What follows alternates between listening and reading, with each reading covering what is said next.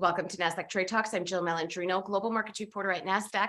Joining us for the segment, we have Gaurav Dubey. He is CEO of TDeFi to discuss crypto adoption, token structures, and what TDeFi is doing to help blockchain startups be successful. Gaurav, it's great to have you with us. Welcome to Trade Talks. Thank you, Jill. It's a pleasure to be with you. How does crypto create an infrastructure to bring together tokenization, movement, and quick transactions? The way I put it is, the way we, as humans, we invented fire long ago. It used to, blow up, move up, and that was its form and factor. We didn't do much with that, but today the form of fire is very different. It lights up your engines, it lights up your room, it lights below a glass plate in your burners, and so on. Equity, which was the foundation of value accretion, was pretty primitive. That was our first form of creating value in an organization. Tokens is a similar kind of evolution. There were so many complexities of dealing with equities, especially at the last mile. If you had to create cross-organizational utility, it was complicated. With tokens, you don't even have to talk to a merger and acquisition specialist. You don't have to talk to the company founder. You simply read the smart contract, buy the token, and you're part of their economy, and you inject or participate with your own economy there. So that's tokenization as a whole. It's the evolution of equity and value creation of an organization that is even better with the transparency and immutability brought in by blockchain.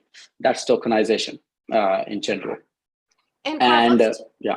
I'm sorry, let's talk about some of the opportunities that are there. And of course, we also have to mention the risks because you aren't going through traditional regulatory review, to your point before. Absolutely. So what are some of those opportunities and risks that are inherent with tokenization in crypto?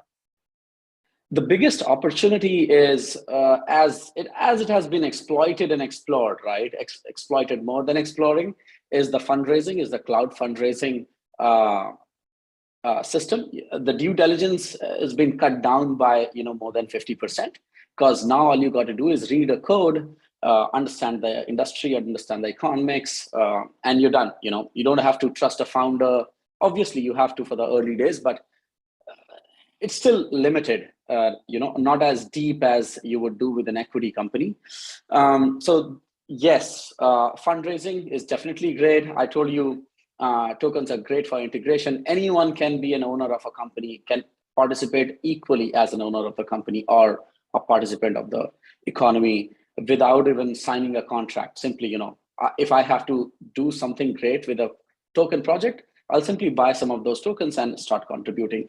So that's the advantages. Regulatory framework, obviously, like I said, it's evolution. So when we invented fire, it was less hazardous. Today, the engines blow up. There are engines that are built in the tank. So similarly, tokens are being used for token economies, and this independence of money movement, value movement is often exploited. So I think as an investment, it's still subjected to the necessary due diligence, if not exactly in the way you would do for equity company, still as the utility.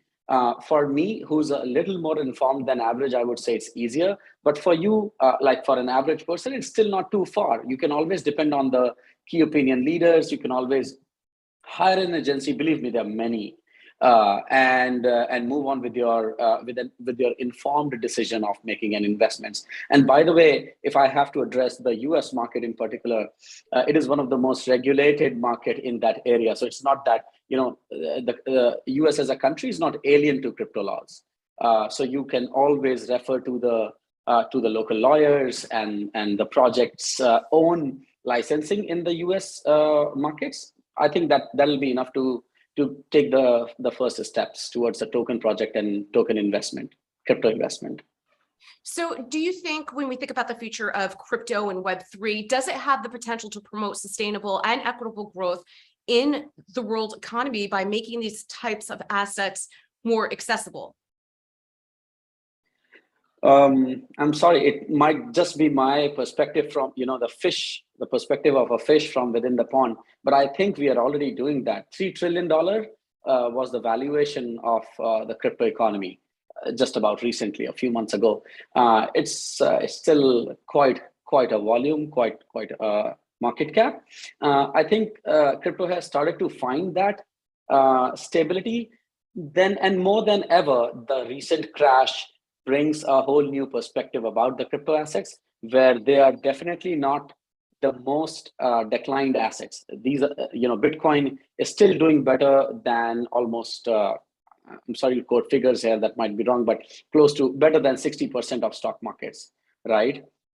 In fact, amongst the top five assets, it still stands between the top five assets, right? It's doing better than a lot of stock companies. You mean on a longer term basis, not this year? I'm only talking about this medium term. On a longer term, it outbeats almost most of the stock market assets. If I'm talking about the Fortune 500 kind of companies, not the ones that are recently launched. If you take a asset that was launched in 2012 and around those dates and compare it, so I'm talking about short term. But in this reference particularly, I'm talking about the all-time high of the recent markets, which is the last 2 years. Right. Okay. I was going to say short term, that's not the case, but putting it in the context over the run that we saw over the past 2 years. Okay, that makes sense. Yes, exactly. Yeah. And often the references are made from the all-time high. I think that's how the market wants to understand it. And I was only talking in that reference. Right. Right. Well, I mean, there's a lot of traditional investors that are not as familiar with the space that are interested in potentially allocating, a certain amount of portion of their funds to the digital asset space. So I think it's important to ask those kinds of questions and put it into context. What do you think it's going to take to make retail investors, your traditional investor, get more comfortable within digital assets? I think compliance, definitely. We have all seen Coinbase doing so much better than other exchanges that are actually doing more volume than Coinbase, just because Coinbase, more than technology, is a compliance company, and we all respect that. So I think compliance is definitely the peak of mass adoption. And then I think if the regulators around the world would also start accepting it and understanding the depth of this technology and regulating it, not to suppress the real value system that tokenization brings to startups, to enterprises, to economy at large, like you said, we'll see massive adoption. By the way, I have to bring this to perspective here. A lot of tier one funds in countries where crypto and Bitcoin, in fact, even Bitcoin is not considered an investable asset. They are investing in token companies through various SPVs. So what I'm trying to say, it is happening with or without the regulators. Everyone is, all the big asset managers of the world are looking at it. We all see that in social media, and a lot of them have already found their ways to peep into it in whatever regulatory capacity they can. So, but yeah, it can be so much better if the regulators were more welcoming and understanding. And Gaurav, in the last minute here, I understand that you're hosting Bizthon at the end of the summer. Briefly tell us about that. Bizthon is a initiative of TDeFi, the crypto incubator and advisory that I run. Our objective there is to explore new use cases that can bring crypto to mass adoption. These use cases can be art in the form of NFTs, metaverse in the form of new content exposure, DeFi in the form of the killer app of crypto in finance, decentralized finance, and banking the unbanked objective. So all these use cases obviously are found in the hearts of the young boys and girls in their colleges who are at the forefront of innovation. So while at TDeFi we are fostering innovation, Bizthon is our funnel and also our instrument to infuse it right at the source of that crowd. That's the torchbearer of innovation.